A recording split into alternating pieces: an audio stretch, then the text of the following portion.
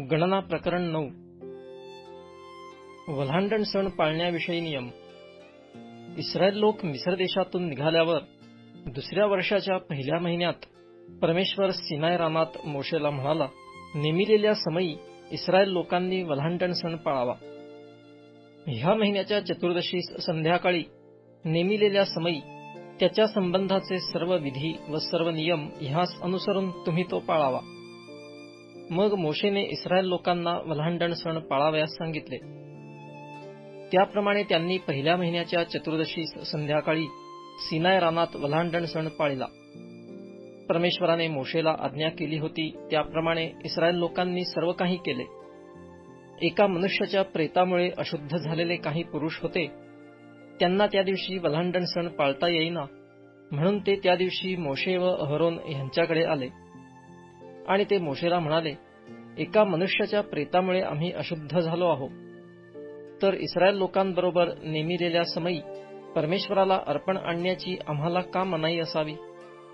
मोशे त्यांना म्हणाला, जरा थांबा, तुमच्याबाबत परमेश्वराची काय आज्ञा आहे ते मी ऐकतो.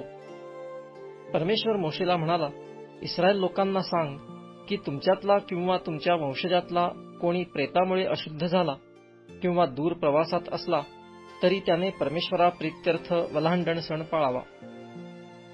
दुसऱ्या महिन्याच्या चतुर्दशीस संध्याकाळी त्यांनी सण पाळावा. त्यांनी बेखमीर भाकर आणि कडू भाजी ह्यांच्याबरोबर वल्हांडणाचा यज्ञपशु खावा. त्यांनी त्यातले काहीच सकाळपर्यंत ठेवू नये व त्यांचे हाड मोडू नये. वल्हांडणाच्या सर्व विधींप्रमाणे त्यांनी हा सण पाळावा. परंतु एखादा मनुष्य शुद्ध असून व प्रवासात नसूनही त्याने वल्हांडण सण पाळण्याची हयगय केली तर त्याचा स्वजनातून उच्छेद व्हावा. नेमिलेल्या समयी त्याने परमेश्वराला अर्पण आणले नाही, म्हणून त्याच्या पापाची शिक्षा त्याने भोगावी. तुमच्यामध्ये राहणाऱ्या कोणा परदेशीयाला परमेश्वराप्रीत्यर्थ वल्हांडण सण पाळावयाची इच्छा असली तर त्याने ह्या सणाचे विधी व नियम ह्यास अनुसरून तो पाळावा. स्वदेशीय व परदेशीय ह्या दोघांनाही एकच नियम असावा. निवास मंडपावरील मेघ. निर्गम प्रकरण 40 पदे 34 ते 38. ज्या दिवशी निवास मंडप म्हणजे साक्षपटाचा तंबू उभा करण्यात आला त्या दिवशी मेघाने त्याच्यावर छाया केली. संध्याकाळी तो निवास मंडपावर अग्नीसारखा दिसला आणि सकाळपर्यंत राहिला. असे नित्य होत असे. दिवसा मेघ त्यावर छाया करी व रात्री तो अग्नीसारखा दिसे. जेव्हा जेव्हा त्या तंबूवरून मेघ वर जाई तेव्हा तेव्हा इस्रायल लोक कूच करीत आणि तो मेघ जेथे थांबे तेथे तळ देत. परमेश्वराच्या आज्ञेप्रमाणे इस्रायल लोक कूच करीत व परमेश्वराच्याच आज्ञेप्रमाणे ते तळ देत. निवास मंडपावर जितके दिवस मेघ राही तितके दिवस ते तळ देऊन राहत.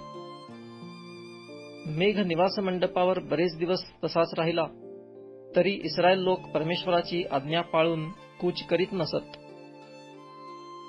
कधी कधी मेघ थोडेच दिवस निवास मंडपावर असे तेव्हा परमेश्वराच्या आज्ञेप्रमाणे ते तसेच तळ देऊन राहत आणि पुन्हा परमेश्वराची आज्ञा झाली म्हणजे कूच करीत.